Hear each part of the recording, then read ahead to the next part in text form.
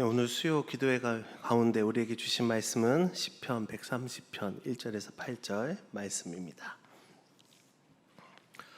시편 130편 1절에서 8절 말씀.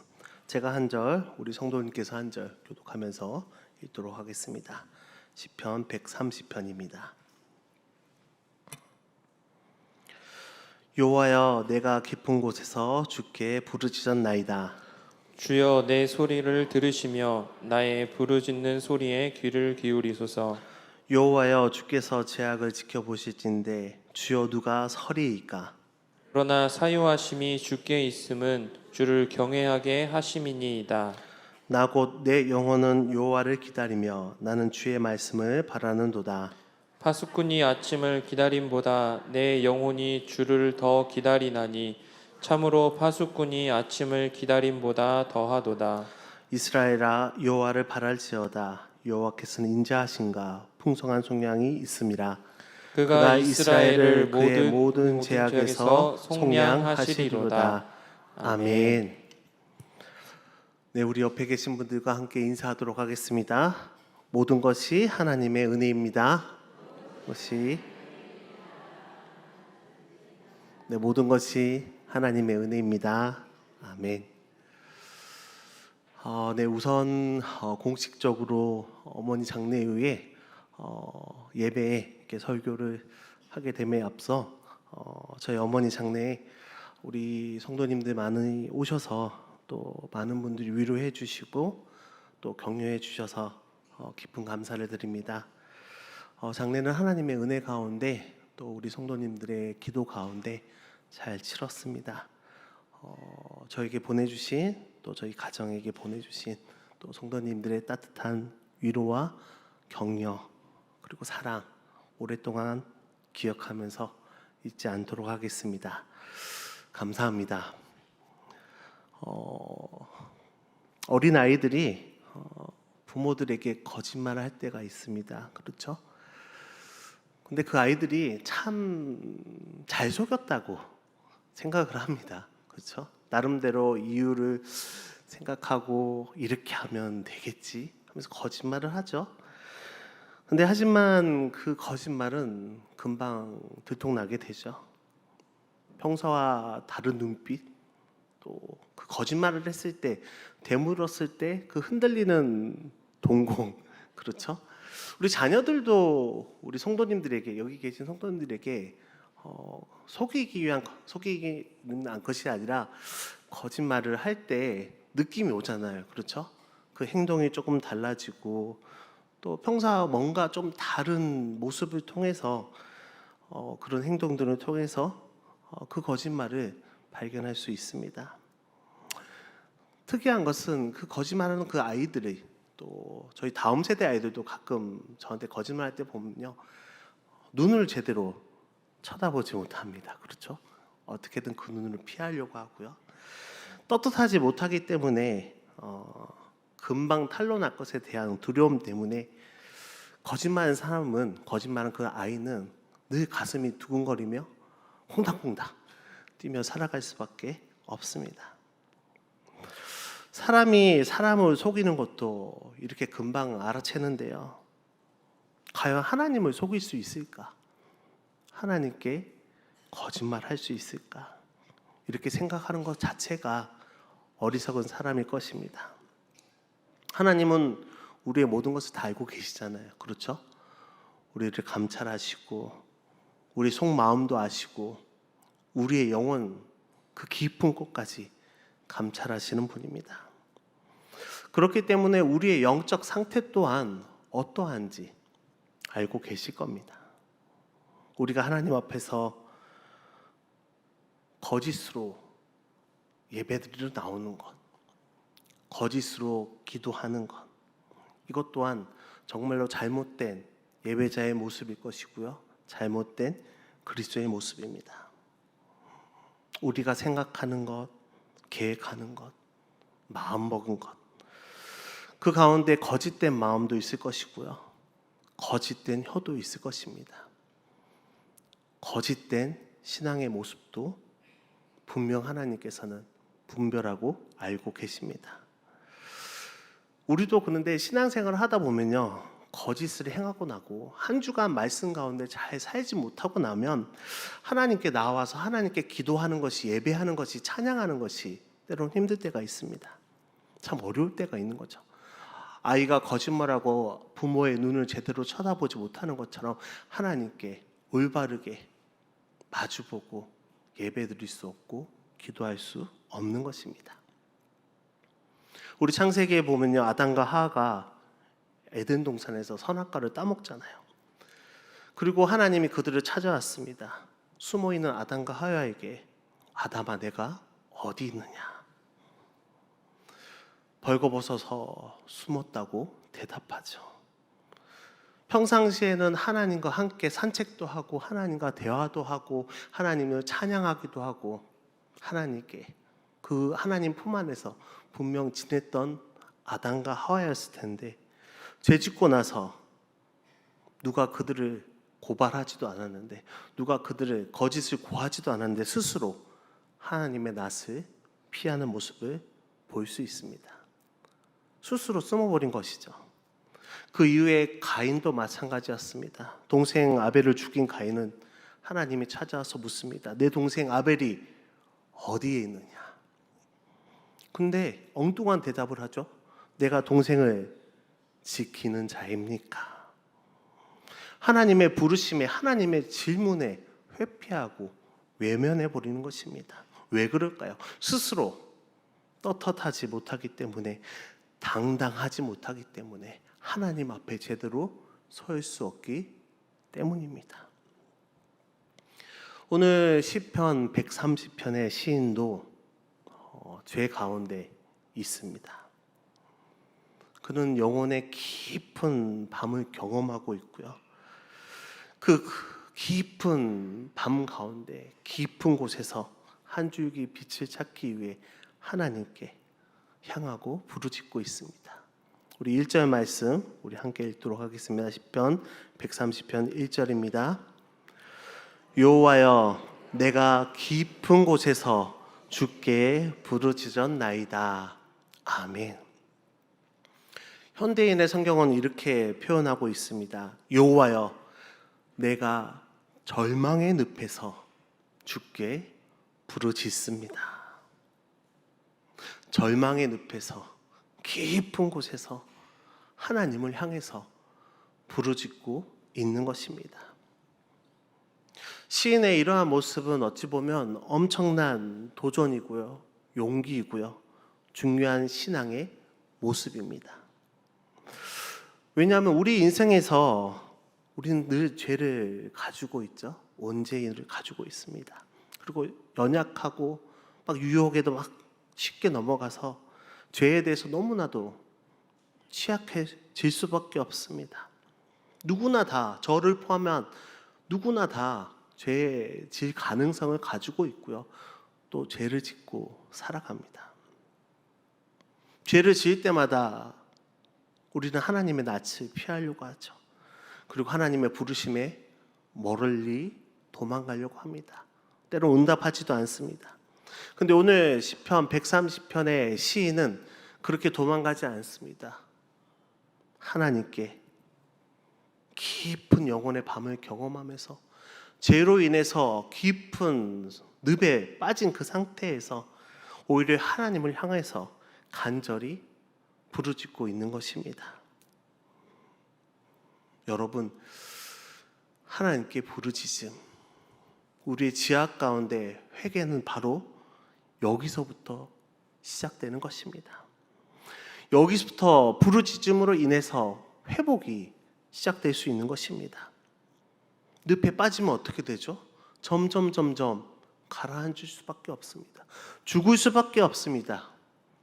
내가 살기 위해서, 내 영혼이 다시 회복되기 위해서 하나님 앞에 아무리 큰 죄를 지었다 할지라도, 도저히 용서받지 못한다 할지라도 하나님을 찾아야 하는 것이고요, 하나님께 부르짖어야 하는 것입니다. 왜요? 4절 말씀에 사유하심이, 용서하심이 주께 있으므로, 하나님께 있으므로 하나님을 향해서 부르짖어야 하는 것입니다. 그렇다면 하나님을 향하여 부르짖은 이후에 우리는 무엇을 해야 될까요? 우리의 할 일이 무엇일까요? 5절 말씀입니다. 우리 함께 5절 말씀 함께 읽도록 하겠습니다. 5절. 나 곧 내 영혼은 여호와를 기다리며 나는 주의 말씀을 바라는도다. 아멘. 하나님께 부르짖고 나서 뭐 합니까? 기다리는 것이라고 말씀하고 있습니다. 무엇을 기다려야 할까요? 하나님의 용서? 내가 부르짖었으니 하나님이 용서해 주시겠다? 아니면 내가 이만큼 다 할 만큼 다 회개하고 내 죄를 다 고백했으니 나는 그냥 평안을 기다리면 되는 것일까요? 그렇지 않습니다. 시인이 뭐라고 고백합니까? 여호와를 기다린다라고 말씀하고 있습니다. 그리고 나서 뭐하라 합니까? 나는 주의 말씀을 바라면서 기다린다고 말씀합니다. 주의 말씀이 무엇일까요? 성경 말씀일 수도 있습니다. 더 나아가서 성경 말씀 가운데 들려지는 하나님의 음성일 수도 있습니다. 정리하면요, 하나님을 기다리고 하나님의 말씀, 하나님의 음성을 기다리는 것입니다. 내가 부르짖고 나서 하나님을 기다리는 것, 하나님의 음성을 기다리는 것, 하나님의 말씀을 기다리는 것 무엇일까요? 하나님과의 관계가 회복되어진다는 것입니다. 하나님과의 관계를 회복을 기다리는 것입니다. 우리가 깊은 수렁에 빠져서 죄에 빠져서 깊은 곳에 있을 때, 죄로 인해서 하나님과 등 돌리고 있을 때 하나님을 바라보게 기다리는 것이고요. 하나님의 음성을 기다리는 것, 관계의 회복을 기다리고 있는 것입니다. 하나님, 내가 부르짖었사오니 하나님 나를 향해 내가 하나님을 바라보게 하시고, 내가 하나님을 바라보니 하나님의 말씀을, 하나님의 음성을 나에게 들려주십시오. 죄에서 회복될 수 있도록, 깊은 곳에서 빠져나올 수 있도록, 늪에서 빠져나올 수 있도록 끊어졌던 하나님과의 관계를 다시 회복시켜 주시옵소서. 그 기다림을 이 시편 시인은 말하고 있는 것입니다. 우리가 처음 죄를 짓다 보면요, 점점 죄에 묻어집니다. 그렇죠? 그러다 보면 그 죄를 깨닫지 못할 때가 있습니다. 근데 하나님이 깨닫게 하실 때가 있습니다. 하나님과 너무나도 멀리 떨어져서, 너무나도 깊은 곳에 있을 때, 늪에 빠져 있을 때, 그때 스스로도 깨닫게 되죠. 그래서 우리는 깊은 곳에 절망 가운데 빠져 있을 때 하나님과의 관계가 끊어져 있다고 말할 수 있습니다. 그 가운데 우리가 할 일이 무엇이라고? 하나님을 부르짖고요, 하나님의 기다리고요, 하나님의 말씀과 음성을 기다리며 다시금 하나님과 회복될 수 있도록, 하나님과의 관계가 회복될 수 있도록 기다려야 한다는 것입니다. 그런데요, 성경 말씀을 보면 하나님 대신에 엉뚱한 것을 기다린 사람들이 있었습니다. 하나님을 기다려야 하는데 그렇지 않은 사람, 요한복음 13장 30절에 보면요, 이렇게 표현되어 있습니다. 유다가 그 조각을 받고 곧 나가니 밤이더라. 아멘. 예수님의 제자 가룟 유다가 인간이잖아요. 죄악을 가지고 있었습니다. 또 예수 그리스도를 팔았던 그 일로 인해서 죄인이 되었습니다. 요한복음에서 이것을 무엇이라 표현합니까? 곧 나가니 밤이 되었다는 것입니다. 깊은 곳에 빠졌다는 것이죠. 깊은 수렁에 빠졌을 때 무엇을 해야 될까요? 무엇을 해야 됐을까요? 유다는 부르짖었어야 했습니다. 하지만 그는 부르짖지도 않았습니다. 하나님을 찾지도 않았습니다. 기다리지도 않았습니다. 그 다음에 유다의 행동이 마태복음 27장 3절 4절에 이렇게 표현되어 있습니다. 제가 봉독하여 드립니다. 그때 예수를 판 유다가 그의 정죄됨을 보고 스스로 뉘우쳐 그 은 30을 대제사장들과 장로들에게 도로 갖다 주며 이르되 내가 무죄한 피를 팔고 죄를 범하였도다 하니 그들이 이르되 그것이 우리에게 무슨 상관이냐 내가 당하라 하거늘. 유다도 깨달았습니다. 자기 인생에 밤이 왔구나. 내가 죄를 지었구나. 내가 깊은 수렁에 빠져들었구나. 그 순간 그는 하나님을 향해서, 주님을 향해서 간절히 부르짖어서야 했습니다. 하지만 부르짖지 않고요, 하나님을 기다리지도 않고요, 하나님의 음성을 기다리지도 않고 그가 찾아간 곳은 대제사장들과 장로들이었습니다. 사람들을 찾아간 것이죠.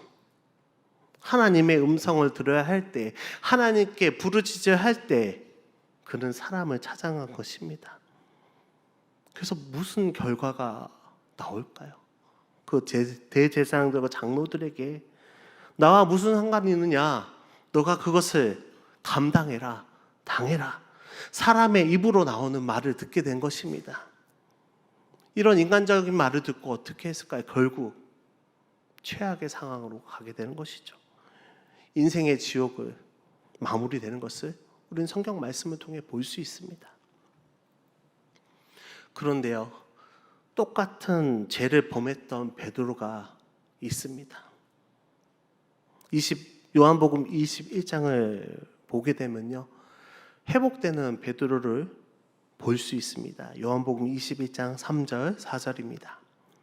시몬 베드로가 나는 물고기 잡으러 가노라 하니 그들이 우리도 함께 가겠다 하고 나가서 배에 올랐으나 그날 밤에 아무것도 잡지 못하더니 날이 새어갈 때 예수께서 바닷가에 서셨으니 제자들이 예수인 줄 알지 못하는지라. 아멘. 베드로 제자는 어떤 사람입니까? 수제자였지만 주님을 배신했고요, 부인했습니다. 그리고 그 자리를 떠난 사람입니다. 내가 어떻게 예수님의 제자일 수 있느냐, 내가 어떻게 사람을 낚는 어부가 되겠느냐, 자포자기하며 깊은 밤에 빠졌을 것입니다. 그리고 돌아갔겠죠. 그런데 가롯 유다와 다른 모습이 베드로에게 나타납니다. 그 깊은 밤이 지나가고 날이 새고 있는 그 가운데 바닷가에 서 계신 예수님을 만나게 되죠. 요한복음 21장 7절입니다. 예수께서 사랑하시는 그 제자가 베드로에게 이르되 주님이시라 하니 시몬 베드로가 볶고 있다가 주님이라 하는 말을 듣고 겉옷을 두른 후에 바다로 뛰어내리더라. 아멘. 지금 베드로의 심정이 어땠을까요? 그 깊은 밤에서, 깊은 죄악으로 인해서 늪에 빠져있는 그 상태에서 주님이 부활하셨다는 그 소식을 듣고도 찾아가지도 못했을 것입니다. 그렇겠죠. 만나러 가지도 못했을 것입니다. 깊은 밤에 머물러 있습니다. 그리고 밤새도록 물고기를 잡다가 주님이 오신지도 몰랐습니다. 근데 그 밤에 아침이 돼요. 요한이 베드로에게 말하죠. 주님이시다. 어떻게 합니까? 베드로가 주님께로 뛰어듭니다. 겉옷을 입은 채로요. 베드로의 마음이 어디에 있었을까요? 고기를 잡지만 고기 잡는 데 있지 않았습니다. 주님께서 가까이 오시기만을 간절히 바라고 주님을 만날 수 있기만을 간절히 바랬습니다. 그러자 주님이 저기 오셨다는 그 말을 듣자마자 겉옷을 두른 채로 바다에 뛰어듭니다. 주님께로 향해서 가는 모습입니다. 가롯 유다의 모습과 베드로의 모습, 너무나도 확연한 차이가 있지 않습니까? 분명 두 제자 모두 예수님과 함께 동행하면서 함께 동고동락했던 제자들입니다. 하지만 깊은 밤에 빠졌을 때, 그 깊은 밤을 지나고 있을 때 깊은 곳에 있었지만 베드로는 주님을 만났습니다. 결국 주님을 만남으로 날이 밝았고 인생의 어두운 밤이 끝날 수 있었던 것입니다. 우리 사랑하는 성도 여러분, 죄로 인해서 하나님과 등을 돌리고 있습니까? 죄로 인해서 하나님과 눈을 못 맞추고 계십니까? 아니면 절망 가운데 깊은 곳에 계십니까? 절망의 늪에 빠져 계시다면, 죄로 인해서 하나님 앞에 떳떳하지 못하시다면 이제는 주님을 만나야 합니다. 주님을 향해 부르짖으셔야 합니다. 그리고 주님의 임재를 기다리면서요, 하나님의 말씀을, 하나님의 음성을 기다리시기 바랍니다. 하나님이 응답해 주실 것이고요, 주님이 베드로를 만나 주신 것처럼 여러분 성도님들 한 분 한 분을 만나 주실 것입니다. 이제 시인은요, 제 사함을 경험했잖아요. 그렇죠? 하나님의 만남을 경험했습니다. 그러자 시인은 이렇게 고백합니다. 내가 경험한 이 죄사함을, 용서를 온 이스라엘 백성들도 경험했으면 좋겠다. 온 이스라엘 백성들도 죄를 지어서 하나님의 눈을 피하며 도망다니며 살 것이 아니라 하나님께 부르짖으라고 호소하고 있는 것입니다. 우리 7절과 8절 말씀, 우리 7절과 8절입니다. 함께 읽도록 하겠습니다. 이스라엘아,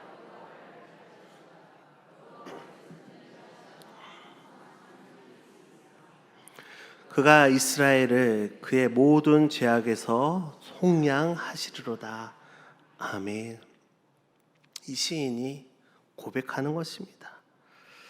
내가 하나님께 부르짖음으로 하나님을 기다리고 음성을 기다리고 하나님을 만난 것처럼, 사죄의 은총을 받은 것처럼, 용서의 은혜를 받은 것처럼 우리 모든 이스라엘 백성들이, 여러분들도 죄를 짓고 피하지 말고 하나님의 말씀을 기다리라고, 하나님께 부르짖으라고, 하나님을 바라보라고 그렇게 간구하며 선포하고 있는 것입니다. 그러면 파수꾼이 아침을 기다리며 새 날을 맞은 것처럼 우리 인생에도, 이스라엘 백성들에게도, 여러분들에게도 새 날을, 새 아침을 허락해 주신다고 말씀해 주시는 것입니다. 이렇게 노래하고 있는 것입니다. 우리 시인의 마음이 느껴지지 않습니까? 나만 구원받을 수 없다, 나만 잘 될 수 없다, 나만 복된 삶을 살아갈 수 없다. 우리 함께, 우리 모두가, 우리 이스라엘 백성 모두가 하나님의 은혜를 누려야 한다. 우리 또한 이 시인의 마음에, 우리 마음에 품어야 되지 않겠습니까?